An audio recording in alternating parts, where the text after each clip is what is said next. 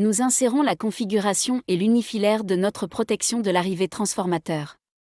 Voici l'unifilaire et voici notre protection CET-UT85 dont le code court est P1F135 698.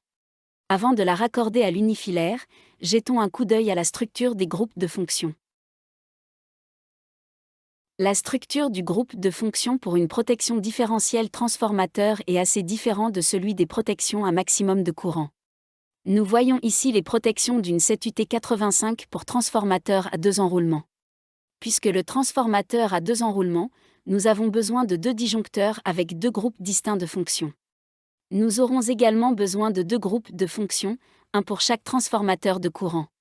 De ce côté, nous connectons les courants et ici, nous plaçons les fonctions de protection.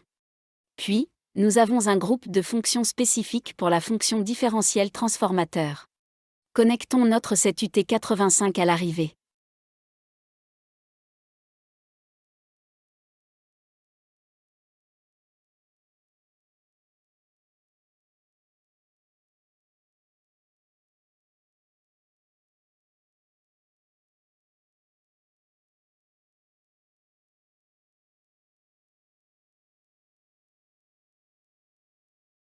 Nous insérons les 2 fonctions défaillance disjoncteur et les sectionneurs manquants.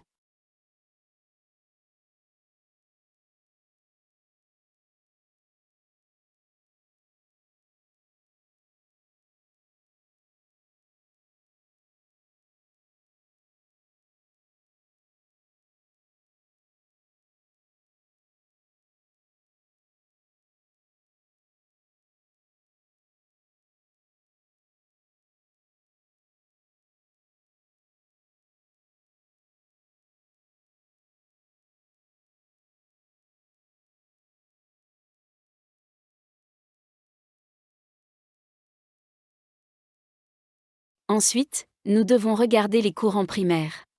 Regardons les groupes de fonctions des 2 côtés, côté 1 et côté 2.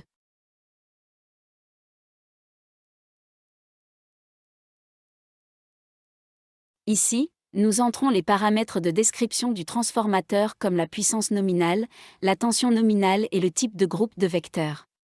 Nous avons DIN5 donc nous entrons delta isolé et 0 alors que de l'autre côté, nous insérons mise à la terre en étoile et 5. La puissance nominale reste la même, la tension est ajustée, comme nous l'avons vu précédemment, nous avons étoile, terre et 5. La prochaine étape consiste à copier la CFC du synchronisme dans la CET-UT85. Copier des CFC existantes dans d'autres protections est possible avec Dixie 5.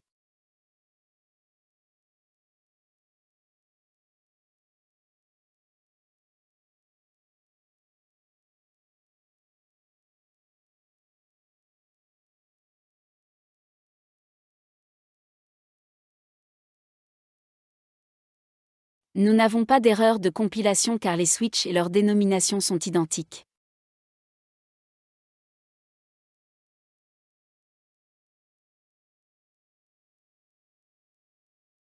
Puisque nous avons 2 disjoncteurs et 2 sectionneurs, nous devons avoir 2 CFC avec les bons signaux d'entrée provenant du disjoncteur 2 et du sectionneur 2.